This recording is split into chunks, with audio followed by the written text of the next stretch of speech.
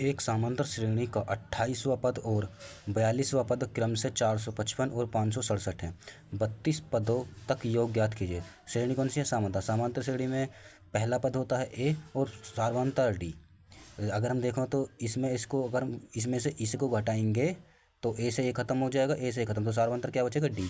ऐसे ही इसमें है, तो इसमें पूछा है हमसे 28वां पद और 42वां पद। तो देखो पहला पद ए होता है, दूसरा पद ए, अगर हम दूसरा पद निकाला ए प्लस डी हो जाएगा, ऐसे तीसरा पद निकाला तो ए प्लस टू डी हो जाएगा। तो ऐसे ही इसने पूछा हमसे 42वां पद और 28वां पद। तो 28वां पद कैसे हो जाएगा? ए प्लस 27 डी 28वां पद हो जाएगा ये। ऐसे ही 42वां पद ए प्लस 43 डी यानी कि 43 डी बराबर बराबर इसका 28वें पद का मान है 455 और 42वें पद का मान है 567।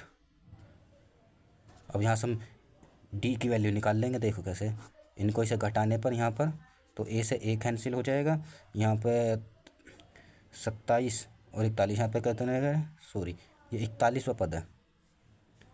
हाँ तो यहाँ पे 41 है, तो यहाँ पे 42वां पद है, तो यहाँ पर 41 आएगा।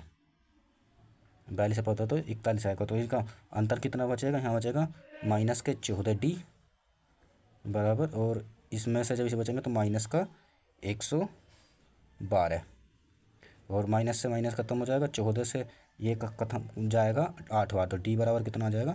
8। और हमसे इसने पूछा क्या है, तो डी का मान यहाँ से निकल गया। अब यहाँ से हम ए का मान निकाल लेंगे। डी का मान इसमें कोई सी भी समीकरण में रख दो तो ए का मान निकाल जाएंगे।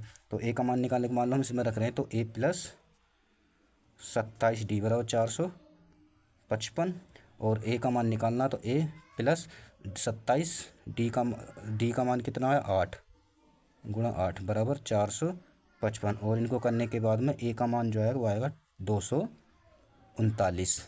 और लेकिन अब हमारे पास डी का मान भी है और ए का मान भी है, तो इसका फॉर्मूला होता है योग का फॉर्मूला होता है एस एन बराबर n/2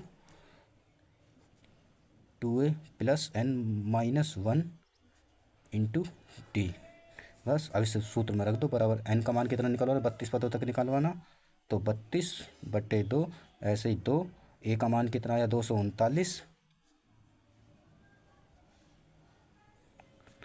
प्लस और 32 पदों का निकालना यानी कि 32 माइनस 1 और डी का मान यानी कि 8 आया। हाँ, और इसको देखो 2 से ये काट जाएगा 16 बार, यहाँ से इसकी गुणा में हो जाएंगे तो ये हो जाएगी 478 प्लस 248। इनको करने के बाद 32 माइनस 1 31 31 की गुणा जब 8 में करेंगे तो 248।